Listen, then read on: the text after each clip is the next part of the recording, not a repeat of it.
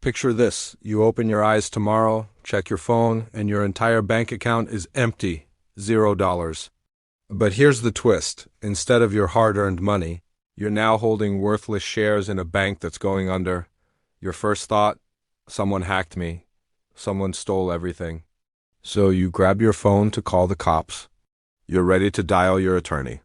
But then you discover something that'll make your blood run cold. Nobody broke the law here. In fact, this is completely legal. This isn't some sci-fi nightmare. This is called a bail-in, and it's already written into the law books of every major country in the West. Hear us, what nobody is telling you. The days of government bailouts where they just print cash to rescue failing banks, those days are done. We've entered a new chapter. Now, when banks collapse, they don't ask taxpayers for help. They take your money instead.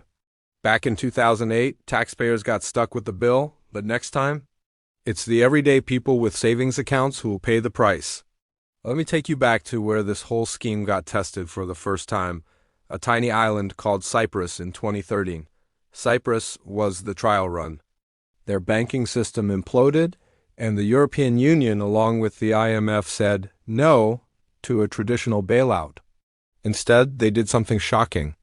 They forced the Bank of Cyprus to do a haircut on depositors. Here's what happened. If you had over $100,000 in the bank, you woke up one morning and nearly half of it, 47.5% to be exact, was just gone, poof, and what did you get instead? Stock shares in the very same failing bank. They basically swapped your real cash for garbage. Everyone watching from around the world thought this was just a weird one-time thing for some sketchy offshore banking hub. They were dead wrong. While the media kept everyone distracted, something huge happened in 2014. The G20 countries met in Brisbane and quietly agreed on new rules for the next financial meltdown. Their decision: next time a major bank fails, they'll fix it by taking money from the bank's creditors. And here's the part that'll blow your mind. When you put money in a bank, legally speaking, you become a creditor. Most people completely miss this legal trick. When you deposit your paycheck, you're not just storing it somewhere safe. You're actually loaning it to the bank. The second that money goes in, it's not yours anymore. It belongs to the bank. All you have is a promise that they'll pay you back. Just an IOU, and an unsecured one at that. If that bank crashes and files for bankruptcy, guess where you stand in line? Dead last. Behind all the big players with derivative contracts and secured debts. Your savings account? It's just another liability on their books that they can legally erase to save themselves. In America, this whole system is hiding right out in the open inside the Dodd-Frank Act, specifically in Title II. It gives the FDIC something called Orderly Liquidation Authority. The wording is intentionally confusing, but here's what it really means. When a giant bank fails, the FDIC can swoop in, kick out the executives, and convert the bank's debts into stock to keep the doors open. They sell this to the public as ending too big to fail. Their pitch sounds great. Why should regular taxpayers bail out Wall Street's gambling losses? Let the investors take the hit. Sounds fair, right? Except here's the catch. When they say investors, they're talking about you, the person with the checking account. Over in Europe, they didn't even try to hide it.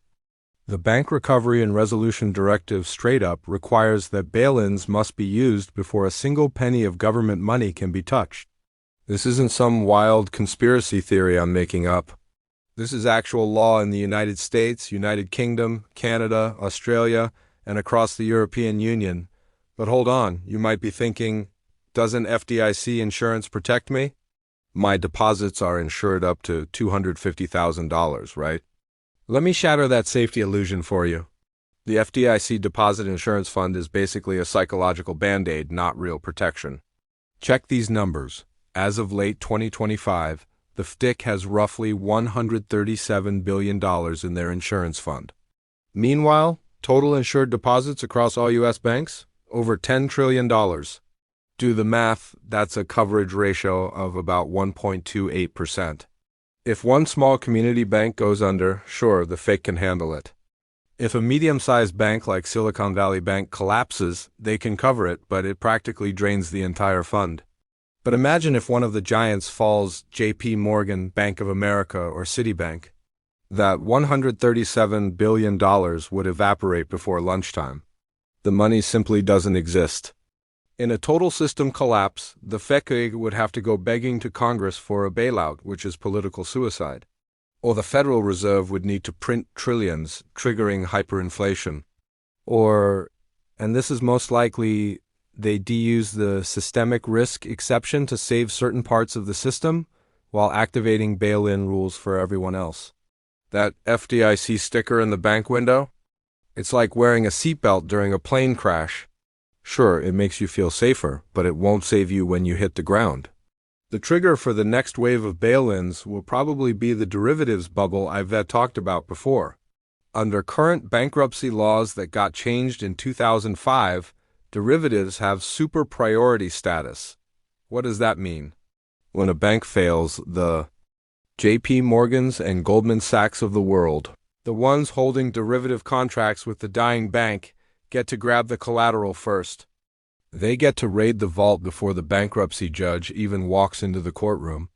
Meanwhile, the depositors, that's you, small businesses, pension funds, you get whatever scraps are left over, and usually, there's absolutely nothing left. This is exactly why they need the bail-in system. Since all the actual assets get seized by the derivatives giants, the only way to balance the books is to simply erase the liabilities, which means your deposits vanish. It's a massive wealth transfer from regular middle-class people to the financial elites, executed automatically by computer algorithms on a Sunday night while the markets are closed and nobody's watching. This entire legal framework also explains why they're pushing so hard for cashless societies. Think about it. If you can withdraw physical cash, you can escape the bail-in. A bank run is just depositors saying we do entrust this bank's solvency with their feet. But if cash gets banned or severely restricted, which we already seeing with lower withdrawal limits and those suspicious activity reports just for taking out your own money, then you restuck. You can't run anywhere. You're forced to sit there and wait while they give you the haircut. The war on cash isn't about stopping drug dealers like they claim. It's about locking all the exit doors before the building catches fire. They need your deposits to stay trapped in the system because your money is the collateral backing their entire leverage scheme. Without your passive capital sitting there, their whole casino collapses. The reality we're living in right now, in 2026, is that the banking system is technically broke. The commercial real estate disasters, the underwater treasury bonds, the toxic private credit loans, all of this has eaten through the bank's capital buffers. They're running on pure faith and nothing else. The bail-in laws are the emergency lever they'll pull the moment that faith evaporates. They've spent the last 10 years building this legal cage around you. Title II of Dodd-Frank, the BRRD, the elimination of reserve requirements, the restrictions on money market funds, the cage is fully constructed. And you're already inside it. The second the next Lehman Brothers moment hits, that cage door slams shut and locks. In the next part, I am going to show you the specific warning signs that a bank is getting ready for a bail-in, and the exact steps you need to take to get your liquid assets out of the danger zone before that weekend announcement that changes everything. The most dangerous myth about bank failures is thinking they happen like explosions, loud, sudden, impossible to miss. Movies have trained us to imagine angry crowds banging on locked doors while the CEO sneaks out the back exit. But in our digital world, bank failures don't start with screaming. They start with a glitch. It starts with your banking app being down for maintenance just a little too frequently. It starts with a terms of service update that you scroll past without actually reading. A bail-in doesn't come out of nowhere and blindside you. It's a process that sends you warning signals if you know how to spot the faint signs hidden in all the noise. And right now in 2026, those warning signals are flashing bright red across the entire regional banking sector. The first major red flag is what I call exit friction. In a normal, healthy banking relationship, your money should move instantly when you want it to. But in the months before a liquidity crisis hits, banks quietly start installing speed bumps. You might notice your business account's daily wire transfer limit got lowered from $100,000 down to $1. $50,000 for your security. You might find that an international wire that used to clear in 2 hours now takes 3 days pending review. These aren't random technical glitches. These are liquidity preservation tactics. The bank is using computer algorithms to slow down the flow of money leaving. They're buying themselves time. We're seeing this specifically with the introduction of cooling periods for large transactions. Taking a page from recent regulations in Singapore and the UK, American banks are starting to implement policies where any transfer over 50% of your account balance gets automatically held for 24 hours to protect against scams. While they market this as consumer protection, in a bank-run scenario, it's a death trap. If you smell smoke on Friday afternoon and try to wire your money somewhere safe, that 24-hour hold means your cash is still sitting there when regulators seize the bank Friday night. That scam protection is really just a capital control preventing you from panic moving your deposits? The second warning sign is the weaponization of the Suspicious Activity Report, the SAR, under the Bank Secrecy Act. Banks must report any transaction that looks suspicious. Originally, this was designed to catch drug cartels and terrorists. Today, it's being used to trap depositors trying to escape. If you walk into a branch and try to withdraw $9,000 in cash to stay under the $10,000 reporting threshold, you've just committed a crime called structuring. The teller will file a SAR, your account could get frozen pending investigation. But in 2026, the definition of suspicious has expanded to include unusual deviations from historical behavior. If you've kept $200,000 sitting in a savings account for 5 years and suddenly try to move all of it to a crypto exchange or gold dealer, the algorithm flags this as unusual. The transfer gets blocked. You get a phone call from the fraud department. They ask why you're moving the money. They're not protecting you. They're interrogating you. They're slowing you down. In the week before Silicon Valley Bank collapsed, dozens of tech founders reported their wire transfers were stuck in compliance limbo. The ones who got out early survived. The ones who waited for the compliance officer to call them back lost everything, until the bailout saved them. A bailout that won't happen next time. The third and maybe most sinister red flag is sweep account reclassification.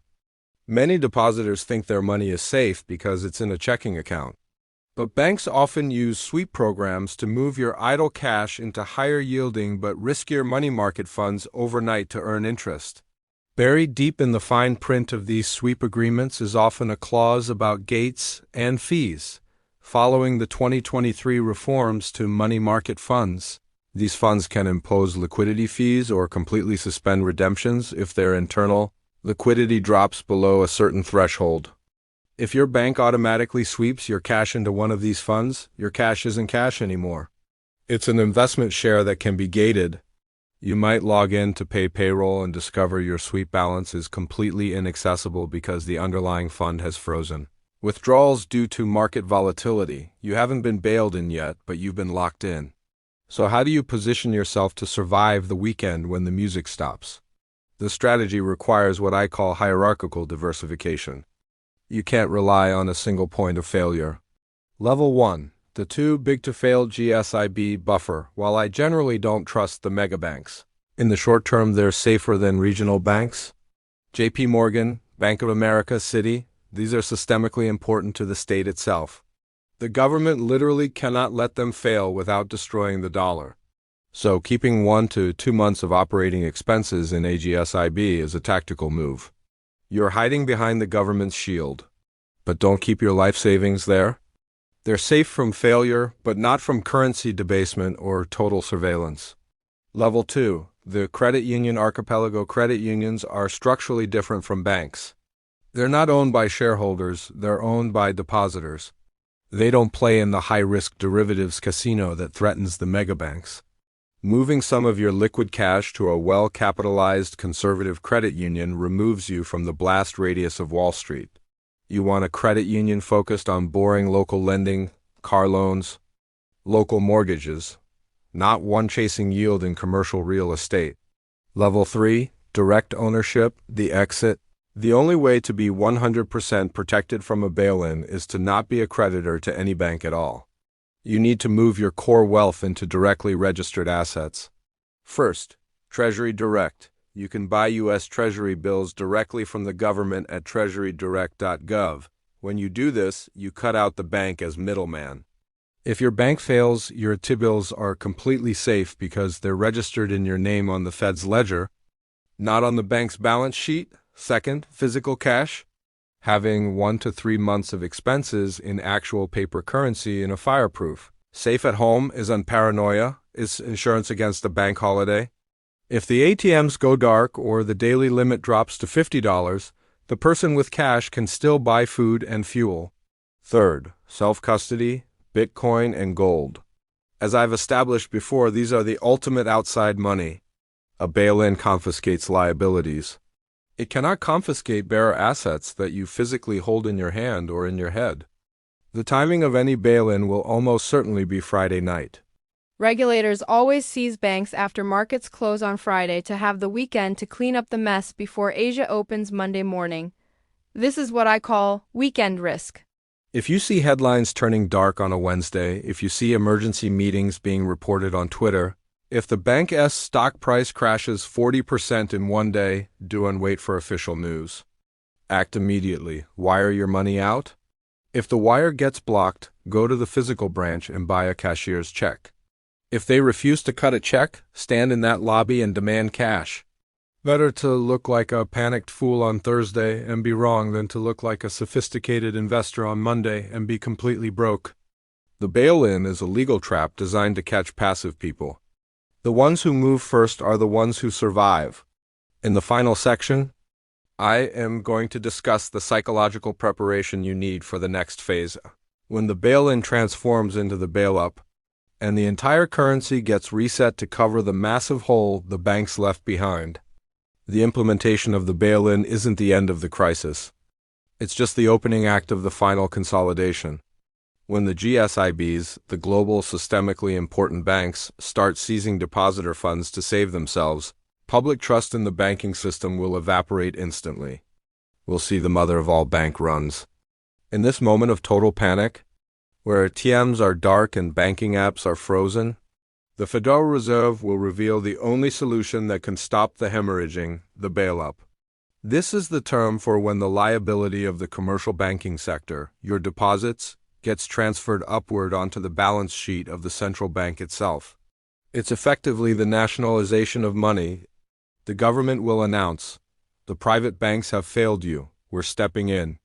Your deposits are safe, but they're no longer at Wells Fargo or Chase. They're now in a Fed account. This transition sounds like a rescue, but it's actually a trap. The Fed account won't hold U.S. dollars as you know them. It will hold central bank digital currency, CBDC tokens. This is the moment of coercion. They won't force you to adopt the CBDC at gunpoint. They'll simply offer it as the only way to unfreeze your life savings. Trade in your gated bail-in eligible commercial bank dollars for risk-free Fed coins at a 1-to-1 ratio. Desperate for liquidity to buy food and pay rent, 99% of the population will click accept. In that instant, the private banking system and the financial privacy that comes with it is abolished. You've then moved from being a creditor of a private corporation to being a direct liability of the surveillance state. The bail-up solves the bank run by making running impossible, because you cannot run from the central bank. There's nowhere else to go. Once the population is onboarded onto the CBDC ledger, the second phase of confiscation begins. The war on unrealized gains. The government knows the smart money has already fled the banking system into hard assets, real estate, stocks, gold, Bitcoin. To capture this wealth, they can't use inflation alone, which hurts poor people hardest. They need a targeted mechanism to force wealthy people to sell their assets back into the system. This mechanism is the taxation of unrealized capital gains. They argue, why should a billionaire sit on $100 million of stock appreciation without paying taxes while the worker pays taxes on every paycheck? It's a seductive class warfare argument. But when implemented, it destroys the middle class. If your home appreciates in value because of the government's own inflation, you'll get a tax bill for that gain before you even sell the house. You don't have the cash to pay the tax because the gain is just numbers on paper. So you reforce to take a loan against the house from the state, or sell the house to a private equity firm to pay the tax. This is the forced liquidation of private property. It creates a churn where hard assets get stripped from individuals and concentrated in the hands of the state and corporate oligarchs who have the liquidity to pay the tax. This dystopian trajectory requires a complete overhaul of your survival strategy. The old advice of passive income and diversified portfolios is obsolete in a regime of direct confiscation. You must build what I call a sovereign fortress. 1. Privacy is property in ACBDC world. Anonymity becomes the most valuable asset class. You must legally structure your life to minimize your digital footprint. This means using trusts, LLCs, and holding companies to obscure direct ownership of your assets. If the state's algorithm can't easily link the asset to your social security number, it's much harder to tax or seize. 2. The barter network. You need assets that can be traded outside the digital ledger. I've talked about gold and silver, but also consider tradable commodities like ammunition, high-end alcohol, and tools. These are analog currencies that will always have value in a black or gray market economy, regardless of what the Fed coin is doing. 3. Jurisdictional arbitrage. The bail-in and bail-up are Western G7 phenomena. There are jurisdictions, parts of Southeast Asia, Latin America, the Middle East, that are decoupled from this suicide pact. Moving a portion of your wealth to a non-CRS jurisdiction or obtaining a second passport isn't just for billionaires anymore. It's a basic survival step for the upper middle class. You need a Plan B location where your property rights are actually respected. The psychological shift is the hardest part. You have to stop viewing the bank as a safe deposit box and start viewing it as a hostile utility. You use the bank only for transactional velocity to receive income and pay bills. You never leave store of value wealth in the system overnight. The moment money hits your account, it must be swept into an asset that you directly control. You become your own central bank. You manage your own liquidity, your own custody, your own risk. The era of return-free risk, where you took all the risk of bank failure for 0.01% interest, is over. The bail-in clause was the warning shot. The bail-up is the end game. The gates are closing. The only person who can walk you out of this trap is you.